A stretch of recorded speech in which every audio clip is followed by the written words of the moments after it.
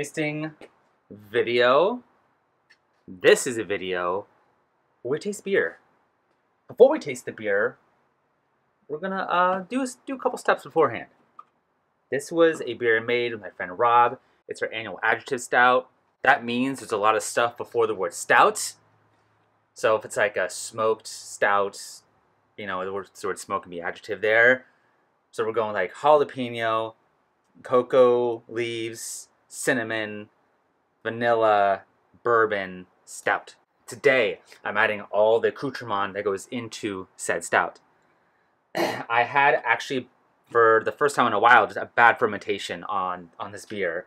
Here it is.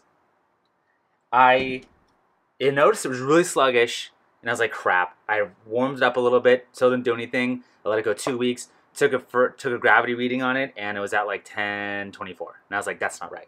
I used London 3, I believe. Transferred it off there, added more yeast, and I'm running low on my amount. I don't want to do a full gravity reading on it again. I just took a refractometer reading.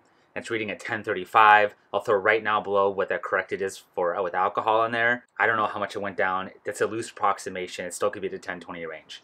Hopefully it's lower. But it's alright. It'll be a little sweeter. It's worst case scenario. So, what I have here, jalapeno, cocoa leaves, which in the original brew day, we talked about it. They're from Peru. And when Rob went there, he got some. And it's cool. It's like the leaves with the cocoa. And they actually smell a lot like cocoa. We did it in tea and in bourbon, and the one in the tea wasn't that strong as far as the chocolate goes, but the smell was. The taste wasn't that strong, I should say. It smells like cocoa, like chocolate. We soaked some in bourbon, got a vanilla bean, cinnamon. The amounts I calculated were based on prior amounts of everything we've added in this beer before. As I add one, I'll say what the amount is. Last time I used a jalapeno was for a pale ale I did, and it turned out great with half a jalapeno deseeded. Doing the same thing now. Jalapenos can obviously differ in strength of heat, so hopefully this won't be too hot. So I just cut it in half. There they are. I think last time I just did a little squirt on them. I didn't boil them or anything. Whatever. They won't get infected, right? So plop those in there. Next is the cocoa. Now on the brew day itself, it said, we talked about doing actual nibs. I love that idea a lot. We've done nibs in the past. Rob doesn't know this yet, but I'm going to start with just the cocoa leaves and then see how it smells and tastes with the leaves. And if it needs more chocolate, then throw some more nibs in there. I love the idea of using just these though. There's something pure and wholesome about that. It's different, it's fun, it's new. So I'm going to do that and add the bourbon that it was soaking in as well. So I've calculated half an ounce of the cocoa nibs. Let's do half an ounce of the leaves. It's a little risky not sanitizing any of this stuff, but if it gets infected, then we'll know. You know, in the future, what I might do, if it does get infected, is just boil everything together for about 5 minutes or so, and then just strain it out the water and then put everything in here, or at least maybe steep it in hot water. But we'll see what this does. All right. Next is the bourbon. This will be sanitized, that's for sure. This is half an ounce of this stuff. I'm getting a little chocolate through there, but not a whole lot. All right, that's half an ounce.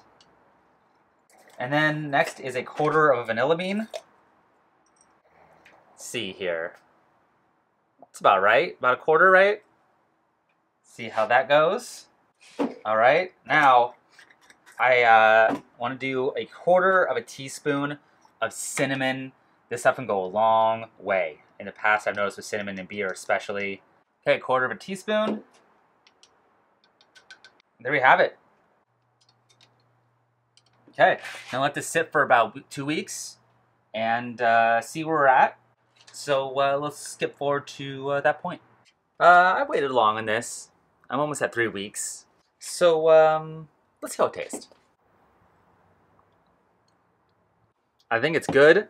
It's not quite there. It needs a little more chocolate. The smell is great in the chocolate, but it needs a little more. I do have nibs. I might put that. I might throw some nibs in there. All right, I got this packaging. This brand nuts.com. I don't know where I got these. I've had them for a while in the freezer. All right, I know some people use they'll like put a vodka tincture or get a vodka tincture for this. It's been in the freezer for a while. I've already put a bunch of stuff in this anyway. Let's see what happens just throwing it in. That's 0.7 ounces, 0.75 to be exact. I'm gonna let it go for about another 3 or 4 days. I'm just gonna bottle it right from there. So yeah, let's just go right to the tasting right now after I bottled it. Tasting video. I brewed this with my friend Rob, and fortunately he could not be here to taste it with me. This has been a month in a bottle, and I kept trying to maybe reach out to him to have him come on, and it just didn't work out, and we were maybe gonna brew together earlier this year. That didn't work out to taste this at the same time.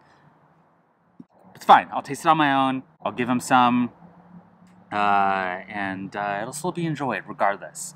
Full disclosure, there was a bit of mold on this that grew on some of the little cocoa tea leaves. I don't know, I know I've been really harsh about not drinking mold or beer with mold in it, but it wasn't a fermentation issue, it was a dry cocoa teaing mold issue. So I just went carefully underneath the mold and I siphoned from the bottom, and I don't think I got any mold into this. That's the only reason why I'm doing this. It wasn't from fermentation. It didn't get into the beer. It's still a hair of a risk. I probably shouldn't be drinking this, but whatever, right? I was hoping it'd be clear because it's been sitting for a while. Really beautiful carbonation on it. The smell off the bat is jalapeno. I'm getting that, and very chocolatey for sure. It smells like jalapeno chocolate. There's a little bit of astringency, like roastiness coming through too. So it's like chocolate, roast, jalapeno. It's really interesting. Wow. The jalapeno in that is a great level. It's spicy, but it doesn't rip your mouth off spicy.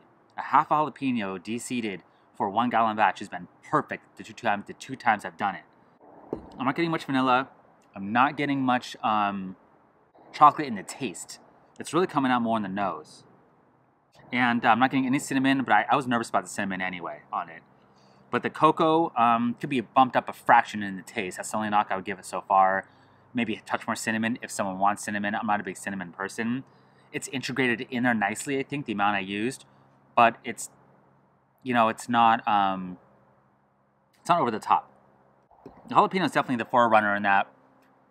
But it's a beautiful balance. It's not like way too hot. And the change I would really make off the bat on it is more lactose probably. That's a bit too crisp and has a nice crisp bite to it. Maybe a little more, it needs to be a little more creamy. So a little more lactose, maybe a little more flaked oats, maybe even some unmalted wheat. Buff up beef of the body a bit more, although I did try. And a little more cocoa. But definitely a winner, and definitely something I can drink. One of the better adjective stouts we made, I say. I made a chocolate, like vanilla, what was it, chocolate lactose milk stout 2 years ago, I want to say. Maybe it was 3. And that was really nice. But this is cool. I mean, it's different. It's fun. I love the jalapeno in it. So, yeah, great beer. Great experiment. Adjective Stout 2018 was a success. I think Rob will love it. And next year, we'll try something wacky again. Oh, this year, actually, 2019. Around October time, we'll try something wacky again and come up with some fun adjective stout we can do. And yeah, like, subscribe, keep getting weird. See you next time for more beer brewing and weirdness.